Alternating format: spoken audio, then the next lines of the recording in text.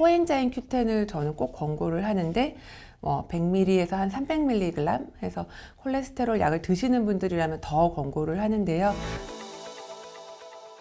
틈틈이 챙겨 먹으면 노화 예방에 좋은 그런 간식이 어떤 게 있을까요? 어떤 간식이든 많이 먹는 건 별로 좋지 않아요를 먼저 말씀을 드리고 싶어요. 그래도 간식을 추천을 한다면 오메가3 지방산이나 비타민 E가 풍부해서 항염증 작용을 할 수 있는 견과류를 권고를 하는데 사실은 땅콩은 저는 제외합니다. 나트륨 함량이 많을 수도 있고 아플라톡신도 있기 때문에 땅콩을 제외한 캐슈넛이나 아몬드나 호두 이런 것들을 권고를 할 수가 있어요. 그래서 가능하면 찾을 때 우리가 무염이 있거든요. 그래서 무염을 드시는 게 더 좋겠죠. 나트륨은 아무래도 체내 부종이나 이런 염증이나 이런 것들을 일으킬 수 있기 때문에 또 다크 초콜릿이 좋아서 우리가 많은 분들이 먹고 이런 것들이 항산화뿐만 아니라 세로토닌 분비를 촉진해서 먹으면 왠지 기분도 좋아지는 것 같고 스트레스도 조금 풀리는 것 같은 느낌을 받을 텐데 찾아보실 것은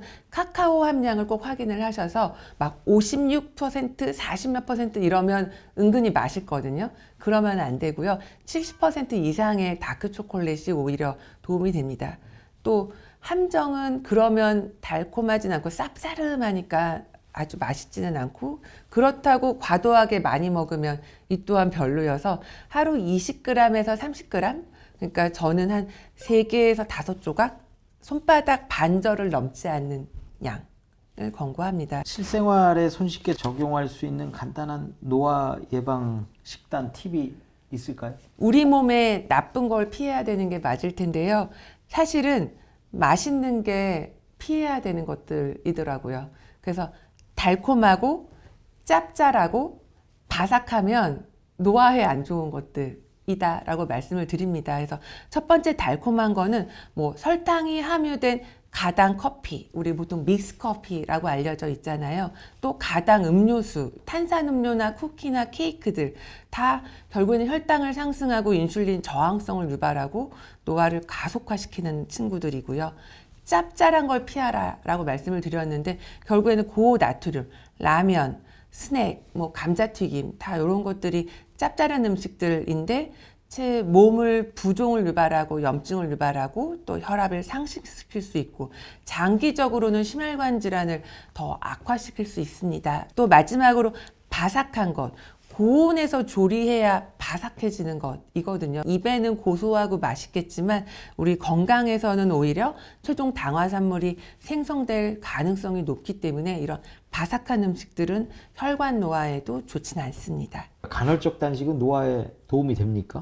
간헐적 단식은 사실 노화 속도를 늦춘다라는 데이터들은 있긴 합니다. 왜냐하면 인슐린 저항성을 개선을 하니까 대사를 개선시켜주고 인슐린 감수성을 높여주고 우리 몸 안에서는 사실 산화 스트레스를 낮추고 염증을 낮춰주는 효과가 있습니다 라고 되어져 있는데 이게 절대적으로 하루에 먹는 칼로리가 줄어들었기 때문이거든요. 후식하게 되니까 기초대사율도 호전되는 거고 우리가 혈당 조절 능력도 훨씬 좋아지는 거라서 다 좋아지는 것 같지만 모두에게 적용할 수는 없다. 영양 결핍으로 갈 수가 있겠고요. 이게 간헐적 단식만 하고 운동하지 않으면 근손실로 이어지는 경우도 있고 처음에 간헐적 단식만 할 경우에 처음에 오는 게 오히려 전 너무 피곤해요. 면역력이 더 떨어진다거나 이런 경우들이 있어서 오히려 노화를 가속화하는 경우도 있습니다. 피로하거나 현기증이 있거나 내가 이걸 시간을 지키는 것 때문에 스트레스를 받거나 이러면 오히려 저는 하지 마세요. 저탄고지는 어땠습니까? 케토제닉 다이어트라고 하는데요. 사실은 극단적으로 탄수화물을 줄이고 반대로 적당하게 지방과 단백질을 드시는 다이어트라고 생각을 하셔야 되는데 너무 지방을 많이 드시게 되는 경우에 또 맹점이 있긴 합니다. 사실은 우리 몸 안에서 당을 에너지 대사에 사용하는 거가 아니라 반대로 케톤을 에너지 대사에 사용하는 것들이다라고 하는데요. 그러면 절대적으로 탄수화물을 줄였기 때문에 인슐린 감수성이 개선이 되고 혈당이 안정화되는 효과가 분명히 있습니다. 염증성 사이토카이닌 분비가 적어지기 때문에 우리 몸의 염증 반응, 산화 스트레스가 적어지는 효과가 있어서 노화를 조금 더 저속화하는 데 효과가 있습니다. 라고 하는데 문제는 우리 몸에서 필요한 뇌의 에너지는 포도당으로 들어와야 된다라고 알고 계실 텐데요. 그렇기 때문에 갑자기 탄수화물을 끊으면 피로해지고 어지럽고 두통이 생기고 이런 경우, 오히려 무기력해지고 집중력 저하를 호소하는 분들이 있어서 조심해서 하셔야 되는 것들. 또 단백질이나 지방을 너무 과도하게 섭취하게 되는 경우에는 오히려 신장이나 간에 부담이 되기 때문에 신기능 저하가 있는 분들은 주치의와 상의를 하시고 하셔야 되고, 오히려 콜레스테롤이나 중성지방이 과도하게 상승한 환자들도 봅니다. 그러면 심혈관 질환을 더 상승시키는 위험에 빠질 수도 있으니까 모두에게 좋은 것은 아닙니다. 커피를 마시는 것과 노화는 어떤 연관성이 좀 있을까요? 사실은 커피는 이제 몸에 좋은 폴리페놀 성분이 있어서 오히려 혈관에도 몸에도 더 좋다라고 되어져 있는 데이터가 있는데, 우리나라 사람들만큼 커피를 많이 마시는 사람이 없다라고 할 정도로 굉장히 커피 사랑은 어마어마합니다. 근데 이제 많은 분들이 또 건강의 의미에서 방탄커피를 또 마시는 경우들이 또 있어서 문제가 됐던 경우가 있는데요.